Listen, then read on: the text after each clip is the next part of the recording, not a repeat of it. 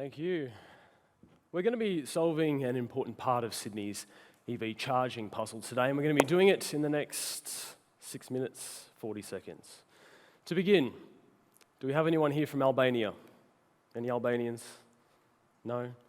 Well, I'll admit it was something of a long shot, but you see, the reason why I ask is I recently had the great pleasure of visiting Albania, and for those of you who haven't been, it is a wonderful country with incredible beaches and mountains you could just spend days getting lost in.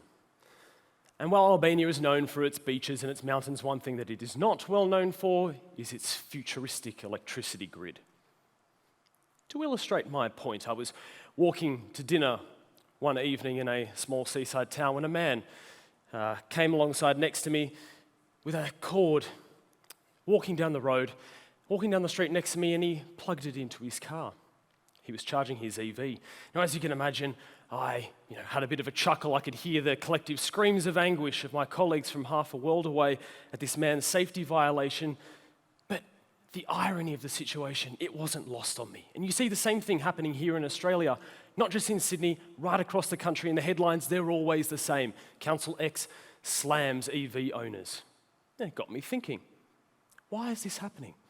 Well, it turns out 1 in 3, 30% of New South Wales drivers do not have access to off-street parking, which means if they have an EV and they wish to charge their car, they have to do it somewhere else. Now, fantastic work is being done on this front by electricity distributors in partnership with private sector, but as it stands, there are 2 main options to charge your car. The first, destination or fast charging, the kind of charging that you see in shopping centre car parks, and the second, curbside charging, the chargers attached to poles lining suburban streets. And while both these options are fantastic, they both share a common limitation, and that is, in order to use them, your car must be parked and not driving. But what if it didn't have to be? What if there was another option, an option to complement these 2, an option which would allow you to charge your car whether you were parked, idling at traffic lights, even on the move? The technology I'm talking about is called inductive or wireless charging, and it actually works surprisingly simply. A copper filament is laid into the road. It's then covered once more with bitumen. It then transfers electricity through a receiver on the bottom of a compatible vehicle, charging its batteries as it drives. Now, as you can imagine, the benefits to this kind of technology are numerous. The first and most obvious one being that you don't have to plug your car in order to charge it. Electrion, a company which makes the technology, recently broke records driving for more than 100 hours straight, a distance of almost 2,000 kilometres without stopping to charge once. How's that for breaking range anxiety? There are other benefits to the technology because it's buried beneath the road. It's invisible, unobtrusive. You'd never even know it was there. It also helps spread electricity demand evenly throughout the day. With everyone charging through the day, not coming home at once and plugging in at night, it's more friendly on our electricity grid.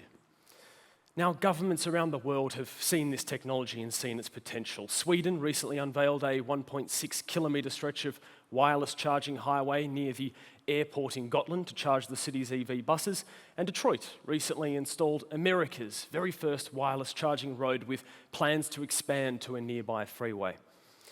And it's not just the United States and Sweden. You have the likes of France, Germany, Norway, China, and Israel all launching wireless charging projects of their own, and they've found the technology to be efficient and safe for drivers, passengers, pedestrians, animals, and non-EVs. We could do something similar right here in Sydney, and we could start with Sydney's bus network.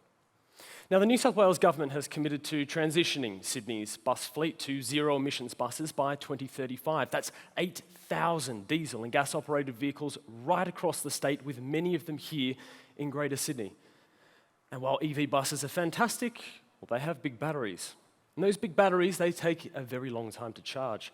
And while they're charging, they're sitting around at depots, not carrying passengers. And while they're sitting around at those depots, not carrying those passengers, they're not servicing Sydney's bus network. So how could we use this technology here? We could start by upgrading Sydney's bus lanes to wireless charging lanes. This would allow our city's buses to charge as they drive, increasing efficiency and reliability on our bus network. And that comes at a benefit to you and I, commuters. That's phase 1. Phase 2 would see the technology rolled out more broadly, rolled out across Sydney's motorway network. Through joint ventures with motorway operators, we could see the technology truly brought to the masses to the benefit of commuters in our city's north, south, east, and west. Now, as I alluded to a little earlier, this technology, well, it's still in its infancy, but governments right around the world are paying attention. And while this is just one more option for EV drivers, that is exactly the point. The more options for EV drivers, the more confidence they will have in the technology as a whole, leading to upward pressure on EV adoption. And that's a good thing. Sydney has before it today an opportunity. No, we have an opportunity to harness the potential of an emerging technology, and by doing so, ensure that Sydney can stay ahead of the curve when it comes to the energy transition. Thank you.